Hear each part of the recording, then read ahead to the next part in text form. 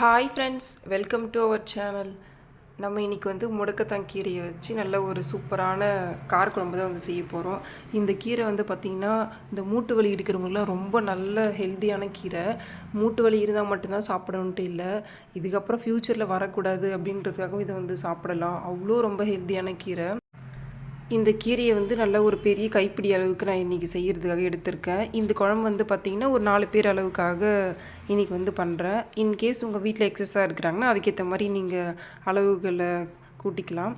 So நம்ம இன்றைக்கி இந்த கீரையை நல்லா க்ளீன் பண்ணி வாஷ் பண்ணி வச்சிடலாம். இது நம்ம வந்து அப்படியே செய்ய போகிறதில்ல, நல்லா வதக்கிட்டு அதுக்கப்புறமா தான் செய்ய போகிறோம்.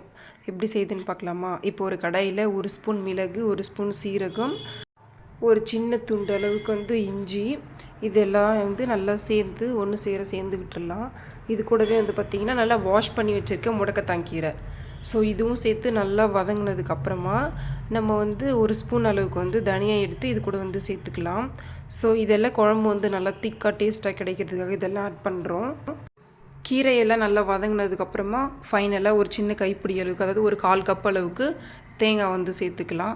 ஸோ சேர்த்துட்டு இது ஒரு தட்டில் மாற்றி ஆற விட்டுறலாம். இப்போ மறுபடியும் அதே கடாயில் கொஞ்சமாக எண்ணெய் விட்டு இது கூடவே வந்து ஒரு 7-8 பல் வந்து பூண்டு, ஒரு 2 பெரிய வெங்காயம் நல்லா பொடியாக நறுக்கி வச்சுருக்கேன், அதுவும் இது கூடவே சேர்த்து நல்லா பொன்னிறமாக ஆகிற அளவுக்கு நல்லா வதக்கி விட்டுறலாம். 2 மீடியம் சைஸ் தக்காளி பழத்தை நல்லா மிக்சர் ஜாரில் போட்டு நல்லா பியூரியாக அரைச்சி இது கூடவே வந்து சேர்த்துக்கலாம்.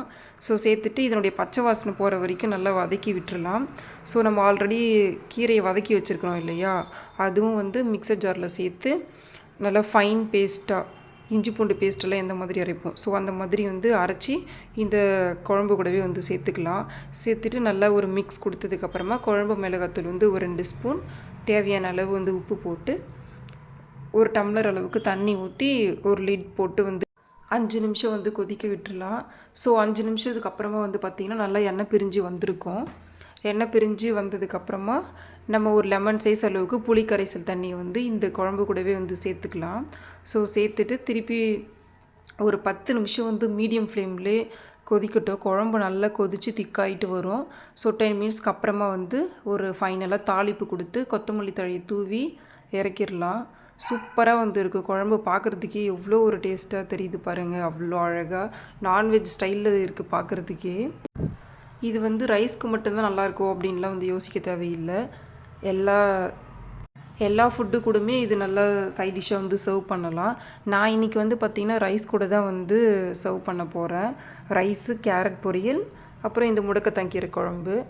ஸோ எங்கள் அத்தைக்கு வந்து ரொம்ப மூட்டு வலின்னு சொல்லிகிட்டே இருந்தாங்க. ஸோ இன்றைக்கி அவங்களுக்கும் செஞ்சு கொடுத்துடலாம், நம்ம சப்ஸ்கிரைபர்ஸ்க்கும் வந்து செஞ்சு காமிச்சிடலான்ட்டு தான் இன்றைக்கி ஒரு வீடியோவாக போஸ்ட் பண்ணிட்டேன். உண்மையாகவே வந்து ரொம்ப சூப்பர் டேஸ்ட்டாக வந்து இருந்துச்சு. புதுசாக ட்ரை பண்ண போகிறோம் அப்படின்னு நினைக்கிறவங்க வந்து எப்படி வருமோ, கசப்பாக இருக்கும் அப்படின்லாம் நீங்கள் நினைக்கவே தேவையில்லை. 100% வந்து கசப்பு தன்மையே வந்து இருக்காது. ஏன்னா இதில் நம்ம சேர்த்துருக்கிற இன்க்ரீடியன்ட்ஸ்னால அது கண்டிப்பாக கசக்காது, ரொம்ப ஹெல்த்தியாகவுமே வந்து இருக்கும். நான் இன்றைக்கி வந்து நைட்டு மிச்சம் இருந்ததுனால குழம்பு கருப்பு கவுனி அரிசி தோசை கூடவுமே சாப்பிட்ருந்தேன். ரொம்பவே சூப்பராக இருந்துச்சு. குழந்தைங்க கூட சாப்பிடாதவங்க கூட இந்த மாதிரி செஞ்சு கொடுத்து பாருங்கள், கண்டிப்பாகவே வந்து லைக் பண்ணி வந்து சாப்பிட்ருவாங்க. நம்ம எப்போவுமே ஒரே மாதிரி கீரையில் வந்து தோசை மாதிரி செஞ்சு கொடுக்காம இந்த மாதிரி டிஃப்ரெண்ட்டாக ஏதாச்சும் செஞ்சு கொடுக்கும்போது குழந்தைங்களுமே நல்லா லைக் பண்ணி வந்து சாப்பிடுவாங்க. ஸோ எப்படி இருக்குன்னு செஞ்சுட்டு கமெண்ட்டில் என் கூட ஷேர் பண்ணுங்கள். இந்த மாதிரி வீடியோஸ் பார்க்குறதுக்கு நம்ம சேனலை மறக்காமல் ஃபாலோ பண்ணி வச்சுக்கோங்க. சப்ஸ்கிரைப் பண்ணி உங்கள் ஃப்ரெண்ட்ஸ் அண்ட் ஃபேமிலிக்கும் ஷேர் பண்ணுங்கள். ஸோ என்னுடைய பேபியுமே சாப்பிட்டுட்டு எப்படி இருக்குன்னு சொல்லிவிட்டு ஃபைனலாக ஒரு ரிவ்யூ கொடுத்துருக்காங்க. எப்படின்னு சொல்லிட்டு நீங்களுமே பார்த்து கமெண்ட் பண்ணுங்கள். இந்த மாதிரி இன்னொரு வீடியோவில் வந்து பார்க்குறேன்.